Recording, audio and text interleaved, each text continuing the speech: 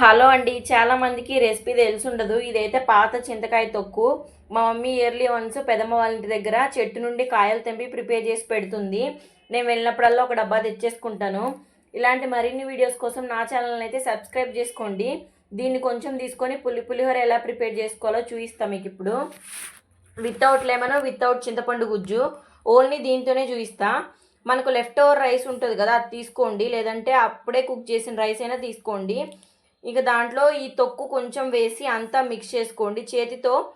పులుపు ఎక్కువగా తినేవారు కొంచెం ఎక్కువగా వేసుకోండి, అది బాగా పుల్లగా ఉంటుంది. కొంచెం అయితే సరిపోతుంది.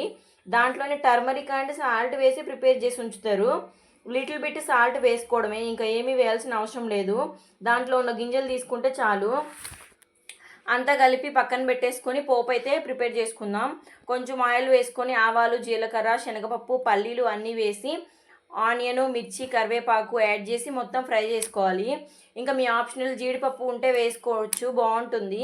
ఇక మనం కలిపి పక్కన పెట్టుకున్న రైస్ మొత్తం అందులో వేసి 3 మినిట్స్ హీట్ చేసి స్టవ్ ఆఫ్ చేసుకుంటే రెడీ అయిపోతుంది. ఇంకా చాలా అంటే చాలా బాగుంటుంది ఇది. లెమన్ రైస్, చింతపండు గుజ్జు రైస్ కంటే కూడా బాగుంటుంది. మీరు కూడా తప్పకుండా ట్రై చేసి ఎలా వచ్చిందో నాకు కామెంట్ చేయండి. పులిహోర రెసిపీ మీకు నచ్చిందా? అయితే లైక్ ఇచ్చి సబ్స్క్రైబ్ చేసుకోండి నా ఛానల్ని అయితే.